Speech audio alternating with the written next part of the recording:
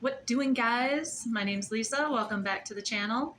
Today I want to talk about ghosts and how we can help them cross over. There are two types of ghosts that are here on Earth in this realm. One is the spirit who doesn't know how to get to the other side. Okay, so they're already on the other side.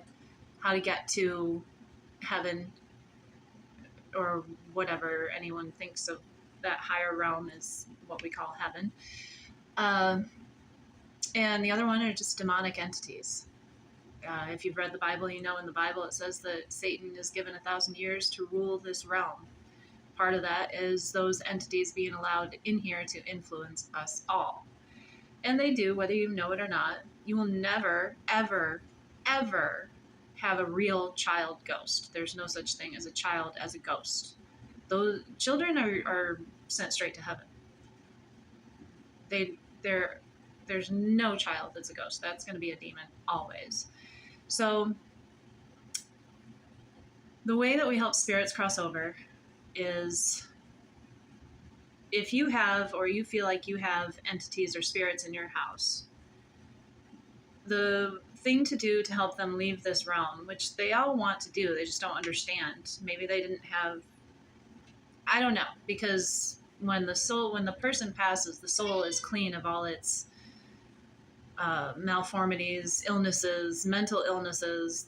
That's what stays with the physical body. It doesn't go with the soul. So I'm not sure exactly why souls are trapped here, other than ignorance, just not knowing. I've helped several souls go to heaven, and how you do that is you address them, tell them to look for the light. And this is a real thing. You have to look for the light. Some of them do search for it and don't find it. They have to look up and all around. They may only see a pinhole of light, but if they head toward that light, the closer they get, the easier it will be to see what they're heading towards. And when they find that light, they say, "Oh yes, I see it," and they go toward it. And then they're no longer trapped here in this realm. They could be trapped because they don't have family members or loved ones of any kind that are still in heaven. They may have been reincarnated back to earth, and their spirit's no longer there to help them. Trying to think of any other questions people might have about this.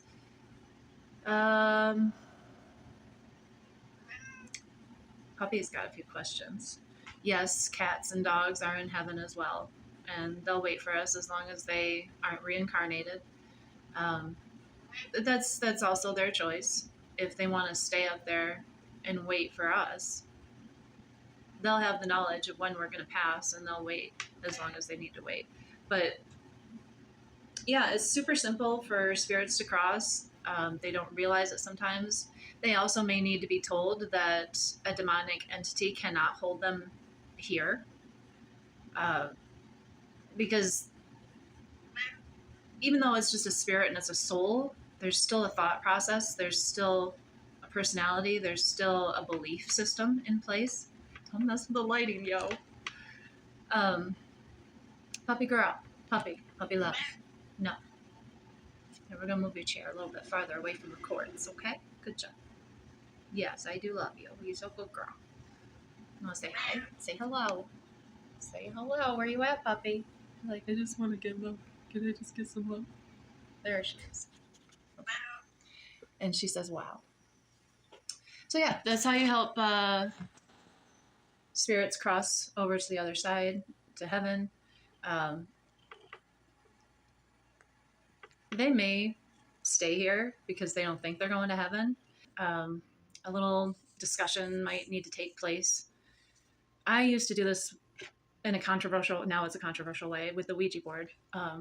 It was a homemade one, actually, on a glass table, where I helped several spirits onto heaven and onto their next journey, their soul journey. So if somebody doesn't think that they're going to go to heaven, they think they're bound for hell, typically there's no evading that. Even if you just want to stay in purgatory, which I believe staying in this realm is. That's basically what it is. It's purgatory. So yeah, if they need to be absolved of their sins to go to heaven, you can always just try and do a quick little prayer that Jesus absolves them of their sins and he accepts them into his loving arms in heaven. You can also tell them that they need to ask for forgiveness from Jesus himself. It's not like they're going to actually like go to Jesus and ask for forgiveness. It'd be the same as us asking Jesus for forgiveness. And if they're asking in a genuine way, then that will be granted and they'll go to heaven. So to help and to summarize, to help spirits cross into heaven, you have to tell them to ask Jesus for forgiveness, look up and all around for the light, and go toward the light. And this will help you rid your house or any spirit that's within earshot. They'll be able to figure out how to get into or get to heaven. So that's what I have to say about that. Demons, I mean, I do have to say that my journey with Christ started when I was demonically attacked in a house that was directly across from a really old cemetery.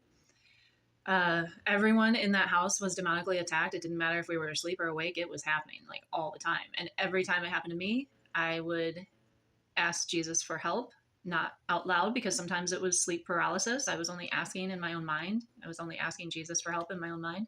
And every single time the name of Jesus made this entity leave. So whether you believe or not, using the name of Jesus will make an entity flee every single time.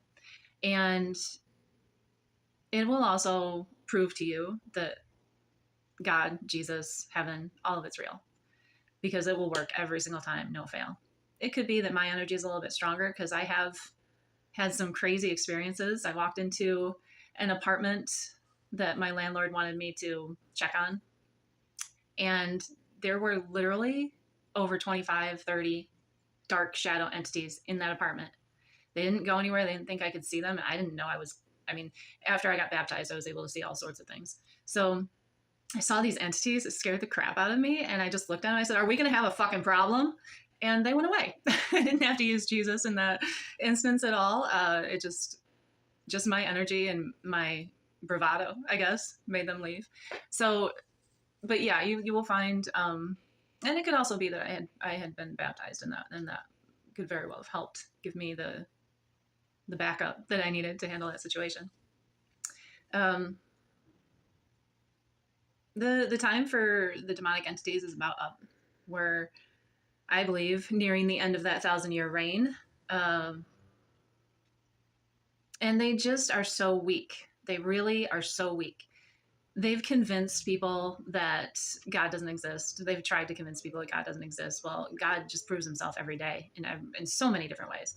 I think the funniest thing is that demonic entities have convinced people that people can actually sell their souls.